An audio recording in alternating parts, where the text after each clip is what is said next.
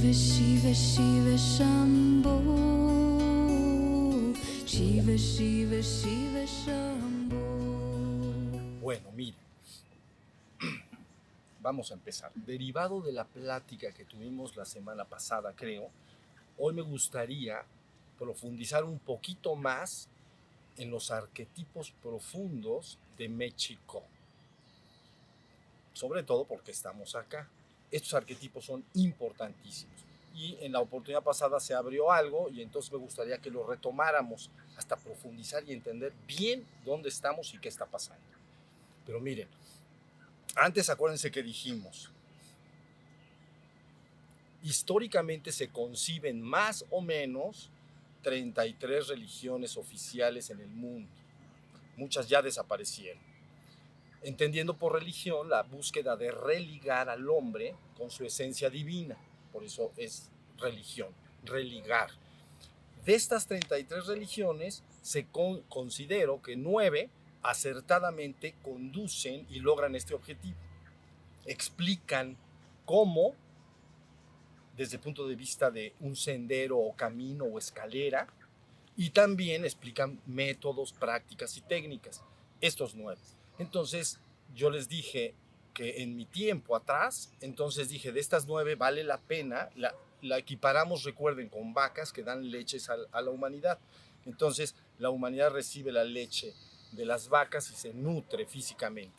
Entonces, igual deben nutrirse desde el punto de vista espiritual. Entonces, de estas 9 religiones, entonces, dije, necesariamente tenemos que tomar la crema. Y entonces lo que se hizo en el pasado y que se llamó misticosofía. Y se llamó misticosofía porque al rescatar se vio evidente que no se estaba rescatando los ritos, ceremonias ni sistemas de creencias de estas religiones, se estaba rescatando su mística. Luego entonces, pues se tiene que llamar la sabiduría de la mística. ¿Sí se entendió? Luego dije, bueno, ¿qué tal si a la crema le sacamos la crema? Y entonces nació finalmente lo que se llamó Shiva Shambho. Entonces, ese nombre fue elegido única y exclusivamente porque es la única palabra que yo conozco en el contexto que se refiere a la conciencia pura. Cuando se habla de Shiva Shambho, se habla de la conciencia pura. Entonces dije, ¿qué nombre le toca a la crema de la crema? Evidentemente para mí, y según veía yo en todo este rescate de esta mística, es Shiva Shambho. No era Buda, que quiere decir despierto, no era Cristo, que quiere decir ungido, no era ninguna de estas palabras, era conciencia pura. Pero una vez que ya se termina eso, francamente se tiene la crema de la crema, ya está, ya no, quererlo resumir más, francamente resulta chocante. Es una teoría chiquitita y ya no es necesario esforzarse más ahí. Entonces dije, bueno, podemos dar un paso adelante, algo que pueda servirle a los pobladores de esta nación y a los pobladores de América completa y finalmente a los pobladores del mundo, es rescatar los arquetipos profundos de México. Eso es muy importante. Y se abrió en la pasada oportunidad que platicamos, ahí se abrió algo. Entonces hoy voy a retomar un poquito lo que se dijo ahí y luego voy a dar un aventón más, ¿sí se entiende? Es importante, créanlo. Miren, decíamos que en la tradición náhuatl, en la tradición de Mesoamérica, entonces se conciben 5 Tezcatlipocas. Eso es lo que dijimos. Uno en el centro, norte, sur, este y oeste, ¿no? Y lo equiparamos, por cierto, con la tradición del Tíbet, donde se habla de los 5 Budas trascendentes. Y entonces hablamos de Vairocana, el del resplandor solar, Amitabha, y luego dijimos el que mira hacia abajo, que no llegaba el nombre, es Avalokitesvara, el que mira hacia abajo. Entonces dije, por eso escribí hace muchos años, en los libros al principio, el del resplandor solar, luz ilimitada, mira hacia abajo. Y escuchando el clamor y los lamentos del mundo, responde con infinita compasión y sabiduría, dando enseñanza adecuada a los tiempos para liberar a la humanidad de la ignorancia y el sufrimiento. Eso fue lo que dejé escrito.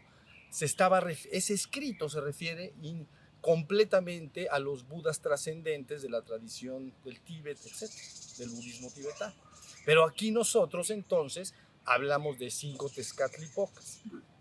¿Ok? Esto es un repaso rápido, es muy sencillo, no tiene nada de complicación, se llama teología tolteca. Entonces, tenemos al Tezcatlipoca del centro, que es el principal, norte, sur, este y oeste. Y entonces, en esta descripción y en esta visión náhuatl, se dice, vivimos en ciclos, la existencia está basada en ciclos. Entonces, toman un ciclo mayor, son 5,100 y tantos años, pero voy a hablar de 5,000 porque nos vamos a terminar haciendo pelotas si queremos ajustar. Entonces, un ciclo mayor, 25,000 años. Ese lo divides entre 5 y te da un ciclo que llamamos soles. Entonces, este es el quinto sol que se cerró el 21 de diciembre de 2012. Porque esta tradición es netamente astronómica, no astrológica, ¿ok? Adivinatoria. No es eso. Astronómica, ¿no? Obsesionados con el movimiento de los astros y la repetición de los astros. Entonces, en base a estos ciclos de los astros, desde la luna, que es nuestro ciclo menor, bueno, la Tierra, su ciclo de 24 horas, la lunar, la solar, y se iban a más, ¿entienden? Entonces hacen un diseño extraordinario. Entonces, resultan estos 5,000 años, quinto sol, ¿ya? Y entonces ellos dicen, la conciencia directriz de este ejercicio de conciencia o de este ciclo, si ustedes lo quieren entender, entonces es el Tezcatlipoca del centro. Recuerden que les dije en aquella ocasión, su nombre en español es humo en el espejo, o el del espejo humeante, ¿ok? Y se le describe como solo portador de una pierna. Yo les aseguro que está refiriéndose a que se está hablando de una conciencia que tiene la mitad en la existencia y la mitad en la trascendencia. Entonces están hablando de la conciencia divina que está en la existencia. Ese personaje, este Tezcatlipoca inicial, entonces da un banderazo y dice, ya va a iniciar estos 5,000 años. Y se tiene que ir enseñando periódicamente a los hombres lo que tienen que lograr. Les avanzo que lo que tienen que lograr es convertirse en esa misma conciencia, en la conciencia de Quetzalcóatl. Pero bueno, porque esa es la enseñanza que se está transmitiendo durante los 5,000 años, no hay otra. Entonces, se da el banderazo de salida, empiezan 5,000 años. ¿Ya estamos? Esto lo repaso porque ya lo platicamos la vez pasada. Entonces, estamos hablando, síganme bien porque es bien importante, 3,000 antes de Cristo. Es 3,100 y tantos, pero 3,000 antes de Cristo. Bien, se da el banderazo, no es el primer retorno, es el banderazo de salida. Pasan 1,000 años, entonces ustedes me van a seguir, del año 3,000 ya se van al año 2,000. Y se llama primer retorno de Quetzalcóatl, porque el siguiente Tezcatlipoca, otro de los 4, emana una conciencia que se manifiesta en el mundo y le llaman serpiente emplumada. Entonces es el primer retorno de Quetzalcóatl, pero es el segundo Tezcatlipoca. ¿Se entendió? ¿Sí? Luego entonces transcurren 1,000 años después, entonces vamos en el año 1,000 antes de Cristo. Segundo retorno de esos 4, ya van 2. Año 0, hoy voy a hablar particularmente de este, año 0. Entonces nace tercer retorno de Quetzalcóatl, ¿ya? Y luego entonces viene en el año 1000 después de Cristo, el cuarto retorno de Quetzalcóatl, que ustedes lo conocen como el rey tolteca en Tula. Seacatl Topinzli Quetzalcóatl, quiere decir uno caña, nuestro príncipe Quetzalcóatl, Topinzli, nuestro príncipe, ¿ok? Y entonces ahí tienen al cuarto. Y luego en esta cosmovisión se está repitiendo cada 1,000 años. Y el ejercicio de esos 1,000 años siempre está dando una enseñanza a los pobladores de Anáhuac. Finalmente llega el año 2000 y entonces, así como se dice en los códices, realmente hay un Tezcatlipoca, pero se parte en 4. Entonces dicen así, del Tezcatlipoca inicial emana una bola de incienso donde van los otros 4, ¿ya? Y se van proyectando, 1, 2, 3, 4. En el año 2000, cuando se va a cerrar el ciclo, Entonces vuelve, ¿cuál? El primero. Y entonces ese primero retoma a los 4, los absorbe en sí y cierra el ciclo. Para ver el ejercicio de conciencia, si se logró, no se logró, etc. ¿Ya? Y entonces se ve la cosecha, ¿no? La siembra y la cosecha. ¿Sí estamos? Bueno, entonces cierra el caso año 2000, vamos a decir.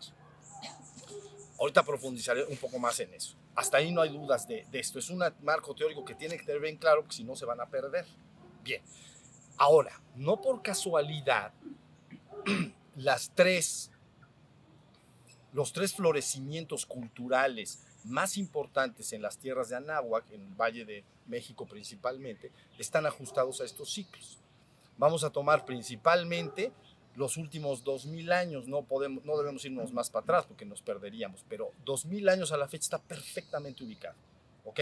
Entonces, ¿qué florece en el año 0? ¿Se acuerdan? 3000, 2000, 1000, 0.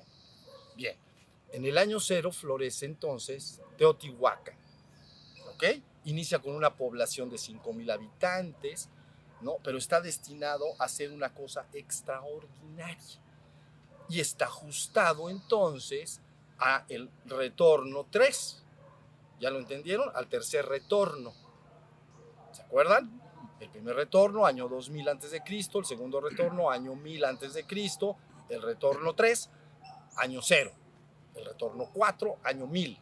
Entonces, todos saben, y entiéndanme que no estoy refiriéndome a la historia porque no tengo particular interés en la historia, porque es la parte superficial, me interesan sus arquetipos profundos. ¿Sí se entendió? La historia se ocupa de los hechos concretos, evidentes que suceden, y el arquetipo es la parte profunda que está por debajo de las cosas, haciendo que todo opere. Bueno, año 0 finalmente, los historiadores dicen año 100 o año 200 antes de Cristo, pero año 0. Y entonces concuerda con la aparición de este Quetzalcóatl. No es casualidad, empieza entonces a florecer una cultura extraordinaria, ¿no? Y entonces este desarrollo dura 700 años, 800 años, y es una cosa majestuosa, inmensa, grandísima, ¿no? Algo que todos los historiadores y todos los filósofos en el mundo dicen, qué cosa tan extraordinaria. O sea, extraordinario. Pero concuerda con ese retorno de la conciencia de Quetzalcóatl. Luego entonces, estamos en el año 0.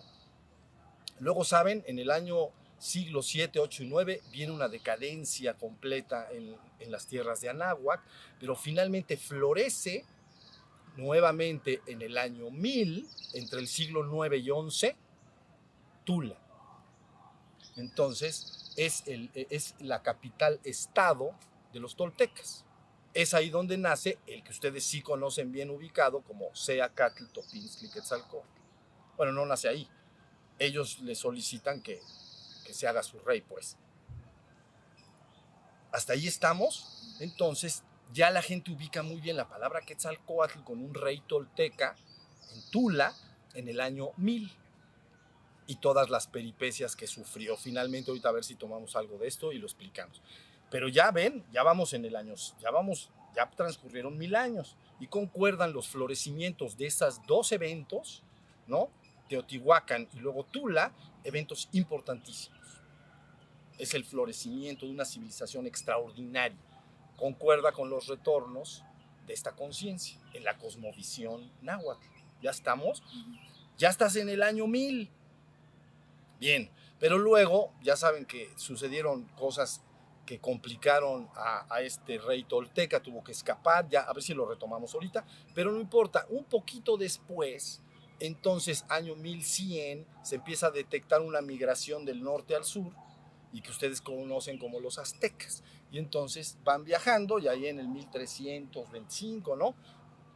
Llegan, ¿no? Su dios patrono, Huitzilopochtli, vamos a decir, les dice, tienes que migrar de este lugar, Aztlán, ahorita hablamos de eso, tienes que migrar de este lugar y entonces tienes que buscar un lugar en el que haya, ya saben, una piedra con un nopal, pues, y un águila con las alas extendidas. no dice que tiene que estar comiendo una serpiente. Ahorita hablaremos de eso, a las extendidas. Entonces, ellos están viajando buscando esto. Van a ver la similitud de Aztlán con el jardín del Edén. Por favor, que no se me pierda, porque es muy, muy parecido. Prácticamente es el mismo arquetipo. ¿Ok? Lo voy a poner rápido en contexto. El pueblo judío concibe que vivía en un lugar paradisiaco, que equivale a Aztlán. Aztlán es lugar de blancura o lugar de garzas. Donde hay muchas garzas, todo está blanco. Lugar de blancura, me gusta más que el lugar de garzas. Bueno, pero para que entiendan. Entonces los judíos dicen, vivíamos en el jardín del Edén, en la dicha, porque ahí se está refiriendo a la conciencia. Blancura, la energía, ¿no? Bueno, y entonces resulta que estábamos ahí y pues nos metieron los pies y que nos expulsan del reino. Y empiezan la peripecia de nuestro pueblo. Las mujeres paren con dolor y los hombres sudan para ganar el pan. El sufrimiento está entre nosotros. Y entonces llega un momento en que su Dios patrono, vamos a decir, Yahvé, entonces le dice, sal de tu tierra, Abraham, sal de tu tierra y de tu gente, que yo te indicaré un lugar donde estarás, será tu tierra prometida. Cuando la logres, después enviaré al Mesías, y el Mesías entonces los regresará todos al jardín del Edén. Fin de la historia. Entonces, este pueblo se concibe a sí mismo como el pueblo que no solo está destinado a restaurar hacia sí mismo como pueblo al jardín del Edén, sino a la humanidad completa, porque ellos se conciben a sí mismos como el pueblo elegido de Dios. ¿Sí se entendió? Pero así está. Un estado inicial paradisiaco, síganme bien, se pierde, viene la desgracia y peripecia del mundo, ¿no?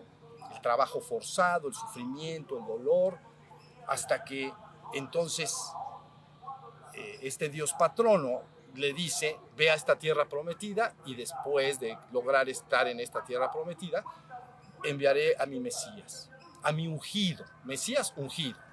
Se pasa luego al griego como Christos, con CH, que quiere decir ungido, es frotado con aceite, ¿ves?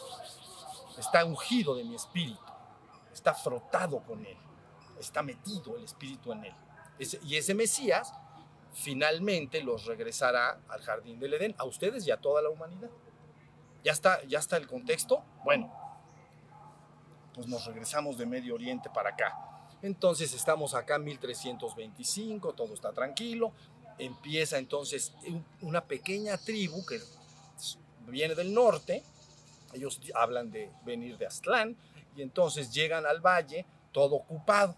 Los tepanecas era la tribu que tenía el control sobre todas las pequeñas tribus del lugar. Todos le tenían que pagar tributo, impuestos. No es por favor, es impuesto. ¿Ves? Entonces decía, aquí están, si vieran las listas de impuestos, están extraordinariamente bien diseñadas. Tantas pieles de ocelote, tantas no sé qué, buenos impuestos. Bien, entonces este pueblo llega y ya el terreno está ocupado. ¿Entienden? Por allá está Texcoco, muy importante. Si podemos, hablaremos de Nezahualcóyotl, muy importante. Pero bueno, la cosa es que este pueblo, Tepaneca, tiene todo controlado y ellos no tienen ni dónde meterse y entonces vislumbran ahí en el centro del lago. Todo esto lo sabemos todos nosotros. Y entonces ven al águila famosa, ¿no? Y dicen, ahí está. Pero resulta que era una cosa así de tierra, ¿no? Y entonces empiezan a hacer estas chinampas, ya saben, son unos como ladrillos y empiezan a construir su ciudad. Ahí está. Síganme bien porque esto es bien importante. Pero sigue siendo un pueblo subyugado, pequeño, no tiene fuerza. Se llaman aztecas porque vienen de Aztlán. Después le nombran mexicas. No, son los mexicas, pero son de Aztlán, son aztecas. ¿Sí se entiende?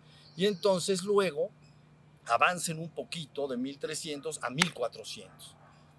Ya, empiezan los tlatoanis como el soberano, y es lo que es algo así, quiere decir en español el que habla, el orador, el que tiene que hablar, más o menos el que sabe, tlatoani.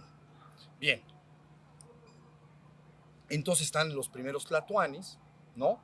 Y entonces el hijo del segundo, tercero, más o menos, 1400, ha pasado poquitos años, 1125 a 1400. Entonces tiene dos hijos. Uno de ellos Tlacaelel. Este es un personaje importante que ahorita van a entender por qué. Y el otro, Moctezuma Ihuilcamina, flechador del cielo. No es el que después conocemos más adelante, en 1500, cuando llegan los españoles. Estoy hablando 100 años antes. Y entonces, ya, resulta que estos dos personajes, Tlacaelel y Moctezuma Ihuilcamina, son invitados a una reunión en el lugar más importante de toda Náhuac desde el punto de vista espiritual, que es Cholula. Porque en Cholula había una hermandad que se llamaba Hermandad Blanca de Quetzalcóatl. De hecho, Seacatl estudió con esta hermandad, por eso se convierte en un sacerdote de Quetzalcóatl y es el que gobierna en Tula. ¿Sí se entendió? Entonces invitan a estos dos personajes, pero para que vean lo que hay detrás de esta conciencia. Y están aquí estos sacerdotes de la Hermandad Blanca de Quetzalcóatl, y el supremo sacerdote está viejo y va a morir, presiente la muerte. Y entonces dice, tengo que dejar esto en herencia a un nuevo supremo sacerdote. Y ahí, como en todo, todos los poderosos querían el puesto. Y entonces resulta que, pero llega Tlacaelel, llega Moctezuma, son dos muchachos de una tribu sin ninguna fuerza, pequeñita, totalmente subyugada. No es el imperio que ustedes ya entienden después, es nada en ese momento. Y entonces el sumo sacerdote va a ceder el caracol, ¿entienden? El caracol es el símbolo de poder de Quetzalcóatl que se le da al sumo sacerdote. Y entonces ya después platicaremos de este caracol. Pero bueno, la cosa importante es que inesperadamente todos están pensando que se lo va a dar a sacerdotes de Quetzalcóatl de las clases altas de todas de las tribus, de los Tepaneca o algo así. Y misteriosamente se la da a Tlacaelel, a este muchacho. Y entonces Tlacaelel la agarra y dice, pues me tocó a mí. Y entonces agarró con su caracol y que se regrese. Entonces ya se convierte, el otro ya desaparece de escena, muere, vamos a decir, se hace un viejo y muere, y queda como supremo sacerdote de la Hermandad Blanca de Quetzalcóatl. Pero eso hace que cuando regresen, entonces va a convertir a los aztecas de una tribu que no era nada, entienden, completamente subyugada, en el imperio más grande que jamás se pudo haber concebido en 100 años.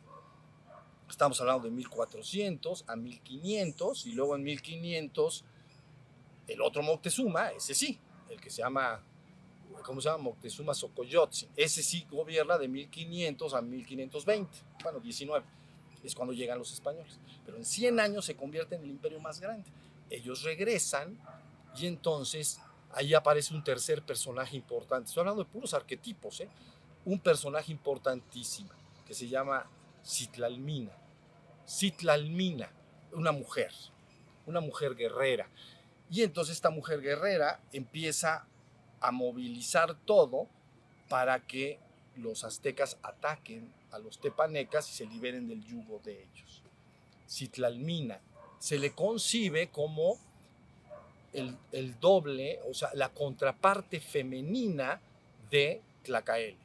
O sea, Tlacaelel, la parte masculina, y Citlalmina, la parte femenina. ¿Sí se entendió? Citlalmina entonces está enojada de que algunos de ese pueblo ya estaban acomodados con los otros, que les digo, no muevas a la gente y te damos cositas, ¿no?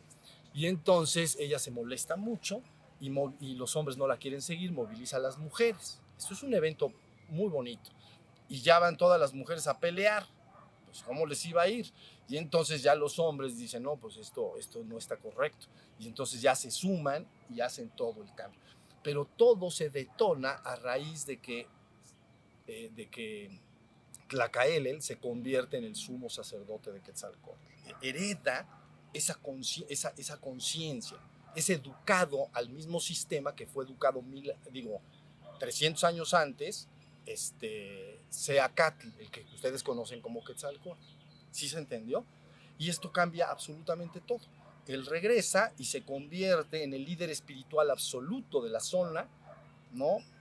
Y empieza a hacer una transformación extraordinaria.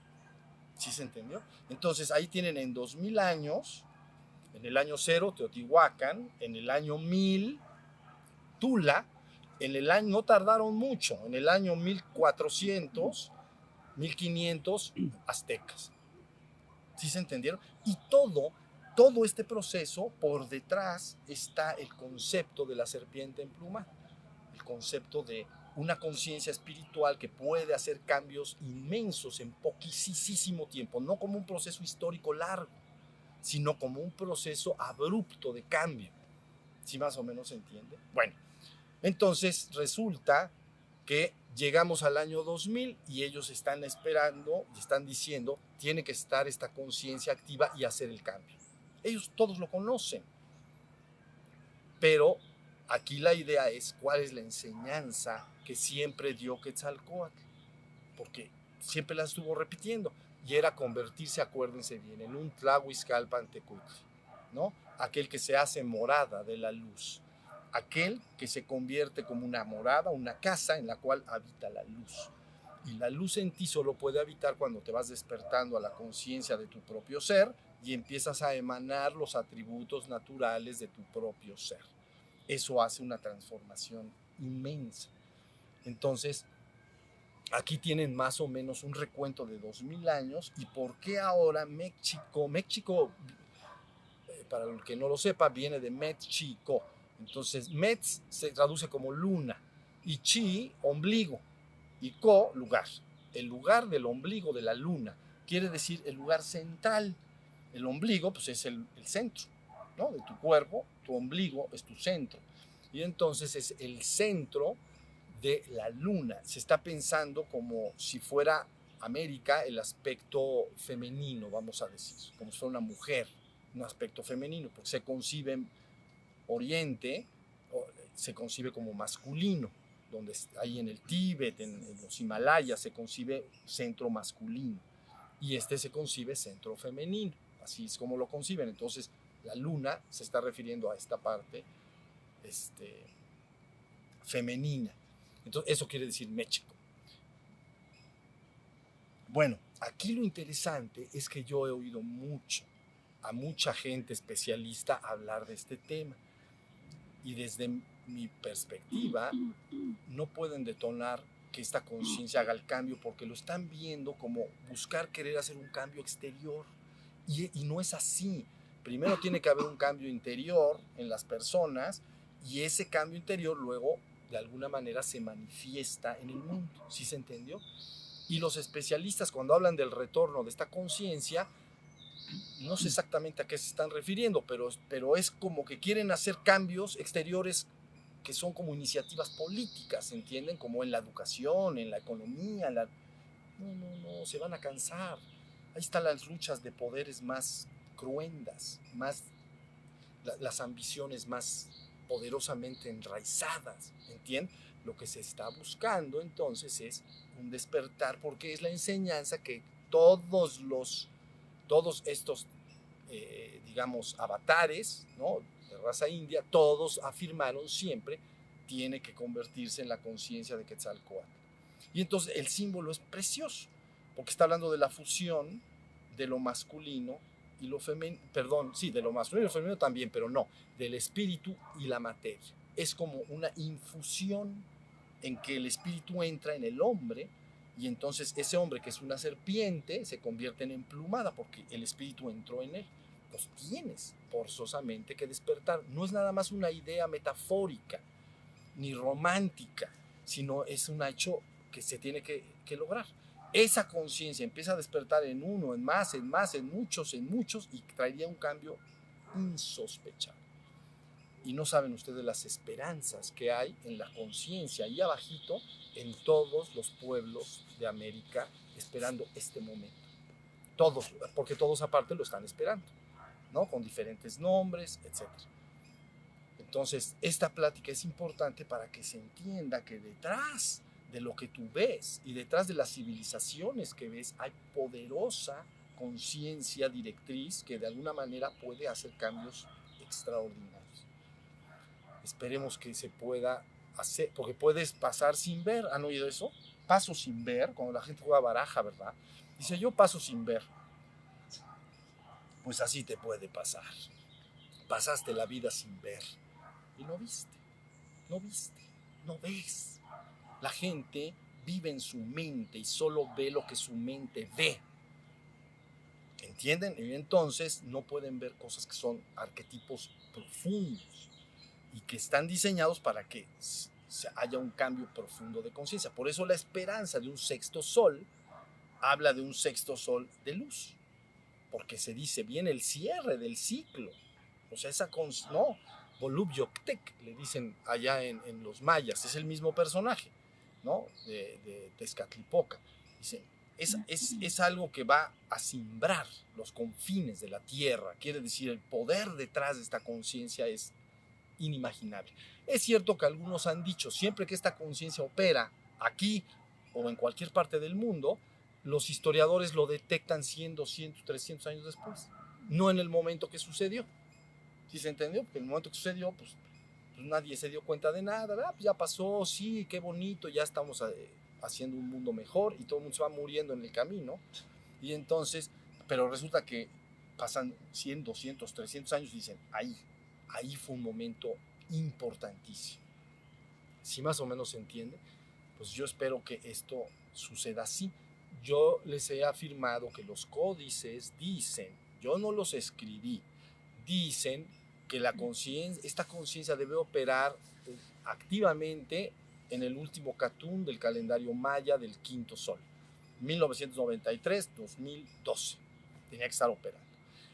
Y luego el último Quetzalcóatl dijo dónde, se había dicho cuándo, pero no dónde. ¿Ok? Entonces, ¿dónde? Entonces él dice, tendrán que retornar, ¿no? Dice, yo retornaré, regresar, dígale a los habitantes de Cholula que estaré entre ellos, los reconfortaré, mataré y eliminaré al animal maligno y entonces los hombres podrán caminar en paz. Esa es la promesa del regreso. Es una promesa como la de Cristo, ¿no? Siempre son arquetipos que están ahí puestos. La cosa es si las personas lo pueden ver y lograr hacer el cambio, vamos a decir. Entonces ahí tienen ustedes un empujoncito más de cómo en 2000 años, ajustado a esta conciencia, se dieron los 3 eventos más importantes del crecimiento de la cultura en México. Ahora la cosa es si la gente está abrumada dentro de los problemas económicos, dentro de tantas promesas de tipo político. La gente, los que tienen mucho, porque tienen mucho, ya se acomodaron y dicen, ay, luego me platicas del despertar, comprende. Pero los que tienen pocos y padecen las más grandes desgracias, entonces aunque les digas que despierten, imagínatelos metidos en los más grandes problemas económicos y apuros. Entonces unos porque tienen y los otros porque no tienen. Entonces dices, si vieran las capas que yo veo, de dónde están los atorones para que la humanidad pueda despertar y cómo está siendo controlada toda la conciencia colectiva, no lo creo. Entonces está controlada por la política, está controlada por la economía, está controlada por el comercio. Todo el mundo quiere vender sus productos. ¿Y quién está diciendo quiero que el hombre se despierte y se libere? ¿Quién lo está diciendo? No hay nadie. O lo ven aquí en las avenidas donde están los cartelones, quiero que lo vean. ¿Quién dice, busco que el hombre sea verdaderamente feliz y recupere su conciencia de ser divino? ¿Lo han visto? Yo todavía no lo veo. Y son millones, entonces, de informaciones que el hombre está recibiendo en todos los medios, todo el tiempo, para sofocar este despertar. Si tan siquiera entendieran lo que quiero decir. Yo les he dicho a algunos de ustedes, ayúdenme, pero se confunden porque yo no estoy diciendo que me ayuden a mí. Lo que les estoy diciendo es ayúdate a ti mismo. Despierta y despierta a los tuyos porque puede esto convertirse en algo de un florecimiento extraordinario que podría finalmente no solo hacer un nuevo despertar en el mundo. Yo he hablado de una ascensión colectiva. Una redención y ascensión colectiva. Y eso es muchísimo. No sé qué entiendan ustedes por eso, pero bueno, ¿sí se entendió? Pero cuando les he dicho ayúdenme, veo que sí, te voy a ayudar a organizar esto, a organizar lo otro. ¿Qué me vas a ayudar? Ayúdate tú. y despiértate y despierta a otros. Corran la voz, que no pueden entender que está en juego tu vida y la vida de los tuyos. En el sentido profundo, no hay nada en juego, no te va a pasar nada, porque tu verdadero ser, y es el ser que yo soy, nunca ha estado en peligro ni en riesgo, vive en la gloria suprema. Pero tú como ser humano sí estás en un momento especial y que podrías cambiar esto y hacer un mundo completamente diferente. Entonces yo hablé del corazón de América, dije, son los pobladores originales de América. Los pobladores originales de América más las mezclas que se fueron llevando a cabo durante el correr de los siglos. Esa es la conciencia que debe ser despertada. Tienen, vamos a decir, un 80-20, esa. 80 de original, ¿entienden? Y 20 de mezclado. Así está correcto. Porque si tienen mucho de las mentes demasiado racionales, intelectuales, se atoran muy rápidamente. Las gentes de más corazón, ¿no? Que llama vive siempre con rostro y corazón, es un mensaje tolteca, ¿no? Vive con rostro y corazón, es decir, vive con dignidad delante de los hombres y con un corazón abierto a todos. Entonces es la gente que puede finalmente despertar. ¿Sí estamos? Entonces, bueno, esto que les estoy diciendo es importante. Espero que no lo echen en saco roto y que, aunque estés en medio de problemas en el mundo, hay unos que no tienen ni un solo problema, pero hay gentes que están experimentando actualmente problemas de cualquier tipo, puede ser de salud, puede ser económico, puede ser de relaciones, ¿no? Cambios en las relaciones, en los divorcios, ya saben, todo lo que a todo mundo le pase que es una pachanga ahora. Y entonces, en medio de eso, ni modo, ahí en medio tienes que hacer tu trabajo y despertar. Si no lo haces, pasará sin ver. Pero el que pasa sin ver, ¿qué pasó? No vio. Punto. No, porque el que dice, no, yo sí pago para ver, pago el costo, porque quiero ver si lo que me están diciendo es real, lo pago, el esfuerzo, entonces ya veo, ¿ves? Pero si paso sin ver, ni te enteraste. Así es la cosa. Muchos están prometiendo muchas cosas, todos ofrecen miles de cambios a todos los niveles. La industria que más ha crecido es la industria de la autosuperación, entonces hay cursos por todos lados, todo el mundo está ofreciendo cursos para esto, para el otro, para el otro, para el otro. Entonces yo digo, ¿por qué no se despiertan de una vez y para siempre y se dejan de tantos enredos? ¿Entiendes? Porque hasta eso que supuestamente vendría a ser una ayuda, se empieza a convertir en un problema. Porque entonces la gente, que no es, la gente, sobre todo, hay un tipo de gente que, digamos, su principal toxina es greed, avaricia, ambición, ¿no?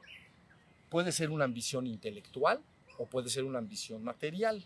Entonces, es lo que se llama fiebre de oro, ¿entienden? Fiebre de oro es esa necesidad de tener y tener más, se llama greed, avaricia, ambición, pero desmedida. Pero hay gente que también lo tiene a nivel mental. Entonces, entiende algo de esto y entonces ya se quiere otro libro, y quiere otro libro, y quiere otro curso, y quiere otro curso, y al rato tiene posiblemente un bagaje intelectual inmenso, pero no se despertó. Y otra persona que no leyó un solo libro, pero se sentó a hacer sus postraciones, se despertó. ¿De qué te sirve haber leído 10,000 libros y meterte a 10,000 cursos y finalmente no te despertaste? ¿Sí se entendió la idea? Entonces este greed debería de disminuir un poco, porque las gentes gobiernan sus vidas por ello y terminan pagando el costo. Al final apostaron todo a nada. En vez de haberlo ganado todo, ganaron y luego se marchan en paz. Insisto, esta no es una idea, por favor, en el que a ti, como el ser que eres, te va a pasar algo. No te va a pasar nada. Tu verdadero ser está al margen de que te pase algo porque tú eres la gloria de la gloria en la esencia misma. Estoy hablando como personaje histórico en este momento y nada más. ¿Entienden? No estoy hablando de cosas que verdaderamente te va a pasar algo. Pero si quieres disfrutar de lo que eres, pues yo me dedicaría a despertar. ¿Me entienden? Todo el tiempo. Y luego correría la voz, boca a boca y a oído. ha sido la comunicación de todos los tiempos, es la más eficiente. ¿Ven? Todos los medios invierten miles de millones de dólares, todas las compañías y corporaciones, en los medios para inundar a la población de cosas, para que les compre sus productos. ¿Ok? Entonces, lógicamente, este mensaje no va a ponerse a ganar primero millones de dólares, miles de millones de dólares, para poderse anunciar en los medios, ¿verdad? Mejor de boca a boca. A los más cercanos, oye, algo vale la pena hacer el esfuerzo, etc. ¿Sí estamos? ¿Se entendió el contexto de lo que estamos diciendo? Bueno, México es algo verdaderamente especial. Entonces, le tocó. Aquí está y finalmente veremos qué va pasando. Sé que hay poderosas fuerzas que les interesa todo menos esto. No le interesa la liberación de las conciencias y por lo tanto su dicha y su gloria eterna. Les interesa el dominio de las conciencias. Si yo domino tu conciencia y te digo algo y tú me crees y reproduces lo que yo quiero, te tengo dominado. Haces lo que yo quiero. No, yo no estoy interesado en el dominio de las conciencias. Mi interés es la liberación de las conciencias. Nada más. En ningún momento se está hablando de nada más que de eso. No se busca adquirir poder. ¿Entienden? Entonces, bueno, ¿hay alguna pregunta sobre esto? Porque yo el día de hoy ya terminé de hablar. Y si no meditamos, no hay problema. Yo tengo una pregunta. Cuando hablas de arquetipos, ¿a qué te refieres? O sea, ¿qué es exactamente un arquetipo? ¿Como el símbolo? No, un arquetipo es como un modelo perfecto de algo y que entonces tú buscas reproducir. ¿Ves? Como si fuera un modelo que si fuera así sería perfecto. Por ejemplo, te voy a poner en otro ejemplo. Pero imagina que tú pones una escultura que hizo el mejor escultor el David de Miguel Ángel. Funcionaría como arquetipo en el sentido de que los estudiantes que están aprendiendo a esculpir buscarían reproducir eso. ¿Sí se entiende? Ahora, cuando se habla de arquetipos, se habla de que en la conciencia hay como un diseño que puede operar y manifestarse físicamente. Entonces, arquetipo es como un modelo que si sucediera perfecto, se reproduciría perfecto. En el arquetipo se busca que el hombre pueda experimentar transitoriamente un reino en este mundo. Transitoriamente. Pero, y la idea es cómo traspasar ese arquetipo a la vida diaria. ¿Sí se entendió? Que funciona. ¿Sí me explico? Modelo. Es el modelo a seguir, vamos a decir. Entonces, por ejemplo, en este caso, los modelos como el Jardín del Edén o Aztlán son lo mismo. O sea, Aztlán funciona como un arquetipo en el mito, no en la historia, sino en el mito, funciona como un arquetipo, como un modelo paradisiaco. Por eso se llama lugar de blancura, lugar que en el otro caso sería lugar de deleite, ¿no? El jardín del Edén, ¿no? Jardín del deleite. Esto sería jardín de la blancura. Entonces, esencialmente se está diciendo, si el corazón de América despierta, no solo reproduciría el arquetipo de ese Aztlán o de ese jardín del Edén en el mundo, sino que finalmente regresaría a él ya definitivamente. O sea, reproduce el modelo acá y luego entonces levantado y ya, se termina. Porque pudo reproducir el modelo. ¿Sí estamos? Eso es lo que significa un arquetipo. Y Aztlán es el arquetipo mitológico que forma parte fundamental de esta tradición náhuatl. Por eso estos dos personajes, Tlacael y Moctezuma, mandan una expedición, ¿no?, a buscar a Aztlán para ver de dónde vienen, cuál es mi origen. Pero debe de entenderse mi origen divino. ¿Entienden? Entonces manda a un grupo, se van, para que lleguen a Aztlán, que es el modelo. Es decir, el origen divino. Y entonces, después que vengan los mensajeros y me digan cómo tengo que reproducir eso acá. ¿Cómo puedo en el mundo reproducir lo que encontré allá? Sí está. Lo mismo sería decir, ¿cómo sería vivir en el jardín del Edén? Pues ese es el modelo, que los hombres lo reproduzcan en el mundo y ya luego finalmente, como ya el modelo se pudo manifestar en lo físico, entonces ya termina el ejercicio. Ya eres ascendido a las regiones paradisíacas. ¿Sí más o menos sí está? Muy bien. ¿Por qué cuando nos dices, estoy hablando de conciencia, no me malentiendan porque me hace daño? Porque ustedes tienen que entender que no se habla aquí de personalidades, la gente se confunde con personalidades. Es cuando se dice Buda, Krishna o Quetzalcóatl, se dice lo mismo. Y yo les he dicho, eso es conciencia pura. Eso es conciencia pura. Pero es diferente decir, conciencia pura es de todos. Pero si tú dices Krishna, si tú dices, ahí les va, la reencarnación de Krishna o de Buda, entonces estás diciendo de ese Krishna que vivió, ¿no? También parte historia, parte mito, y que renace como individuo. Yo no estoy hablando de eso. O Buda, que dijeras, es que reencarnó Buda. Es como regresa Buda. En cambio, si puedes decir la conciencia operante en Buda o en Krishna, es conciencia pura. El que la tenga, pues ponle el nombre que quieras, pero es conciencia pura. ¿Sí se entiende? Esto es importante para que no haya confusión de identidad, de identificar a alguien con algo. Simplemente está diciendo conciencia. Les voy a decir un ejemplo así, el más sencillo del mundo. Ustedes posiblemente conocen, uno que sí conocen, dolor de estómago. ¿A todos les ha dolido el estómago alguna vez? Bien, han tenido conciencia del dolor de estómago. Ok, entonces yo la tengo, no soy el propietario del dolor de estómago. Tengo conciencia ahorita de que tengo un dolor de estómago, pero si la tienes tú, entonces la podemos tener todos. Entonces es conciencia, dolor de estómago, conciencia. No está hablando de un individuo, está hablando de una conciencia colectiva de todos. Yo cuando me estoy refiriendo a conciencia pura, me estoy refiriendo a nuestro verdadero y divino ser. Que la gente históricamente le ha impuesto muchos nombres, ¿entienden? Le pueden llamar el nombre que quieran, le pueden llamar Quetzalcóatl, porque funciona como para que las personas entiendan, le pueden llamar Buda, le pueden llamar Cristo, le pueden llamar Krishna, pero para mí esas palabras en realidad no significan nada, y confunden enormemente, porque resulta que así como aquí están esperando a Quetzalcóatl, allá están esperando a sus mesías, están esperando a Cristo, están esperando al Mahdi, ¿no? El Islam espera al Mahdi, al bien guiado, y así sucesivamente todos están esperando Maitreya, los budistas esperan a Maitreya.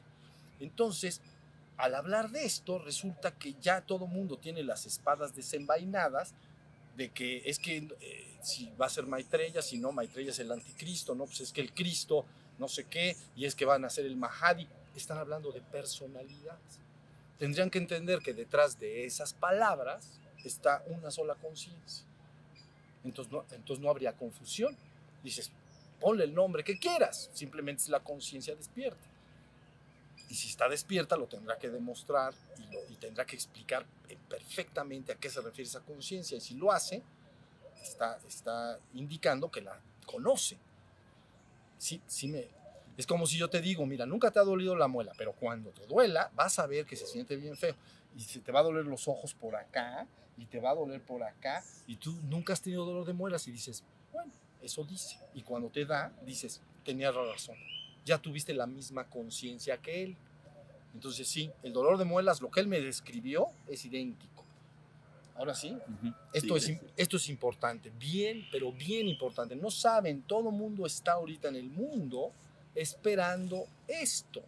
Y todos están hablando de sus nombres. Y entonces ya todo mundo, si tú entras en las redes, una bola de discusiones en que si Maitreya es el anticristo porque es budista, que si va a venir el Mahdi, pero el Mahdi es no sé quién, y que entonces, puras broncas por palabras. Está babosada. Desde mi perspectiva, sí, pero ellos se lo toman muy en serio. Ellos sí están dispuestos a morir por una palabra. Yo no. Sí. ¿no? Porque lo quieren identificar con un personaje, con una entidad humana. Claro. Y la conciencia se manifiesta a nivel colectivo. Es nuestra verdadera esencia y nuestro verdadero ser. Entonces ya. Sí se Vemos entiende. todo físico, ¿no? Vaya la tendencia a todo material, por eso identificar Jesús con Cristo, que son cosas diferentes, ¿no? Bueno, Un ser claro. humano con esa conciencia Sí. crística, ¿no? Por eso hay grandes discusiones, porque algunos dicen, no, es que Cristo es una conciencia, y otros dicen, nada de que Cristo es una conciencia. Cristo es Jesús, punto. Y nadie puede ser más que Jesús. Ahí está identificado. ¿Ya viste? Crea problemas en el sentido de apreciación de las cosas. Y, los Y judíos genera siguen peleando mucha, con todo, pero ¿no? mucha violencia. Mucha violencia. ¿Entiendes? ¿Perdón? Y los judíos siguen peleando con tus vecinos por la famosa tierra prometida que no entienden que no es física, ¿no? Bueno, es que ahí está parte del, sí, ahí está parte del problema. La tierra prometida se ha buscado, pero es que ellos dicen cuando en su sistema de creencias, cuando la tierra prometida es recuperada y se reconstruye el templo de Salomón y parte de Jerusalén, ya van dos de las tres cosas que quieren. Entonces ellos dicen vuelve el Mesías. Ellos dicen el Mesías está a la puerta, porque ya lograron de 3 objetivos 2. O sea, el primer objetivo era recuperar Tierra Santa, eso fue después de la Segunda Guerra Mundial, recuperar parte de Jerusalén, eso fue en la Guerra de los 6 días, ¿no? 78 o algo así, recuperaron un pedazo de Jerusalén, donde tienen ¿cómo se llama? El muro de los lamentos, donde la gente mete sus peticiones, ¿no? Y hace sus oraciones, es un muro, ya es la segunda. La tercera que quieren es reconstruir el templo de Salomón, pero resulta que hay ahí una construcción del Islam ahorita. Entonces tendría que quitarse y ponerse la otra. Y entonces esas 3 cosas indicarían, según su cosmovisión, que el Mesías llega. Ya se entiende, es un asunto. Por eso las religiones nos decías que sirven para hacer guerras, ¿no? Bueno, pues sí, porque los sistemas de creencias de alguna manera difieren unos de otros y finalmente puede haber enfrentamientos por los sistemas de creencia. Es horrible porque estás diciendo lo mismo. Están esas religiones abajo diciendo lo mismo con otras palabras, pero en la parte superficial, en el uso de palabras, parecería que no. Entonces enfrenta a los hombres. Por eso mi interés es recuperar la esencia y decir, pues síganse peleando. Pero la verdad es que en su esencia todas están diciendo lo mismo. O sea, si tú vas al Islam, por ejemplo, la vivencia de unicidad con lo divino se llama al-Tawhid, ¿no? La unicidad perfecta del ser. Pues es la vivencia que se habla en la India y la vivencia que muchos místicos cristianos han tenido. Al-Tawhid. Pero tú dices al-Tawhid y parece que quieres decir otra cosa. Aquí en el cristianismo se habla de éxtasis místico, pero finalmente es la misma vivencia, es la misma conciencia. ¿Sí se entendió? Yo ahora que he tenido oportunidad de platicar con varias personas respecto a todos estos temas, me he dado cuenta que ese es mi punto de vista muy personal, ¿no? Que lo que pone mucha barrera en el despertar es que seguimos tomando las etiquetas que nos colgamos y entonces no identificamos que la otra persona también tiene una etiqueta, esa deidad de cualquier creencia es una etiqueta la que tiene, ¿no? Entonces, si nosotros nos quitamos primero las etiquetas, entendemos que lo que está representado atrás de ello está lo mismo que yo soy, ¿no? Claro. Es que esencialmente lo que se busca es transformar, y ya con esto termino, transformar a una humanidad religiosa en una humanidad espiritual. Eso es. La palabra religión es una institución y entonces que tiene ritos, ceremonias, es bien importante, y sistemas de creencias. Y abajo tiene su esencia, que es su mística. Bueno, entonces ahorita la humanidad está repartida en religiones. Entonces una humanidad religiosa, ¿no?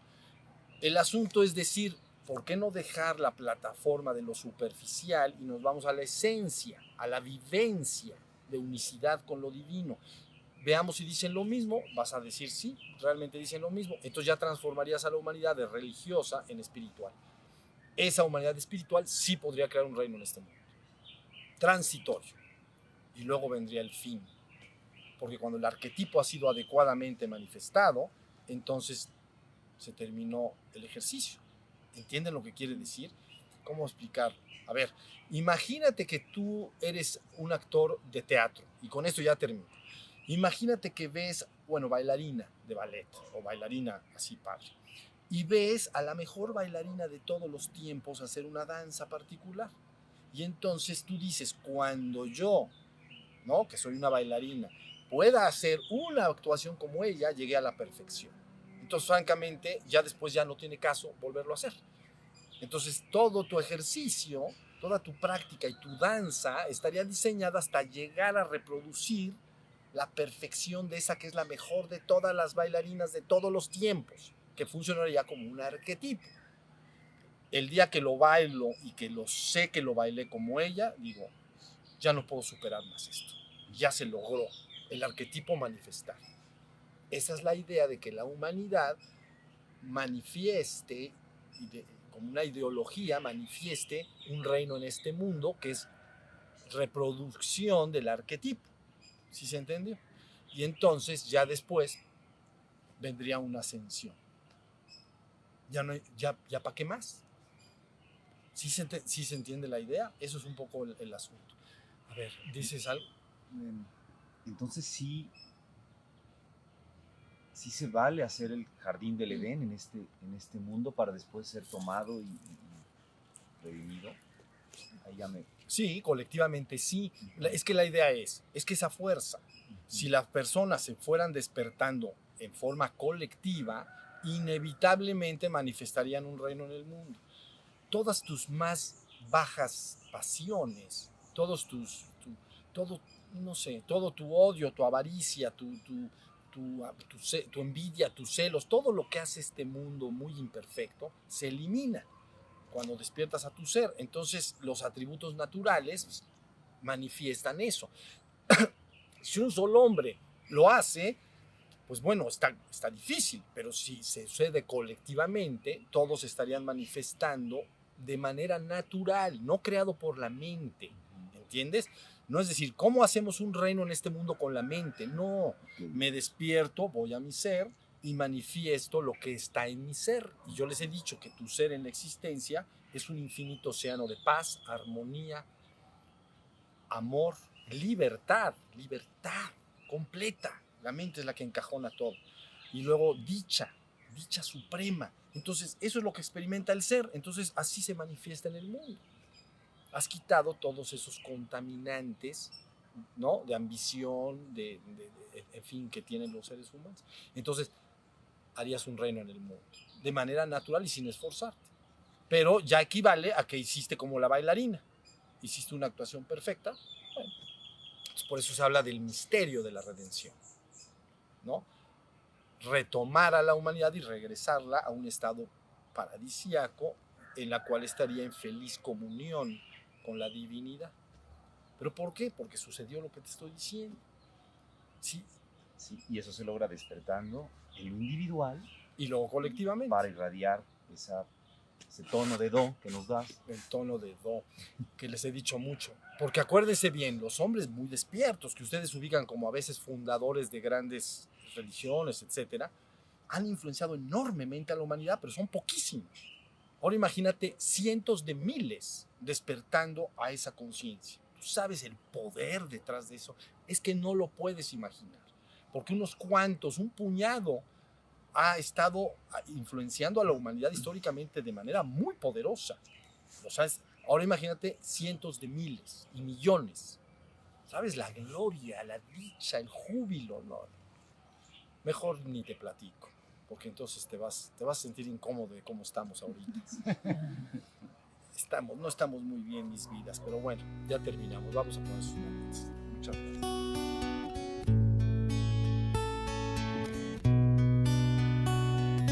Shiva, Shiva, Shiva, Shambho.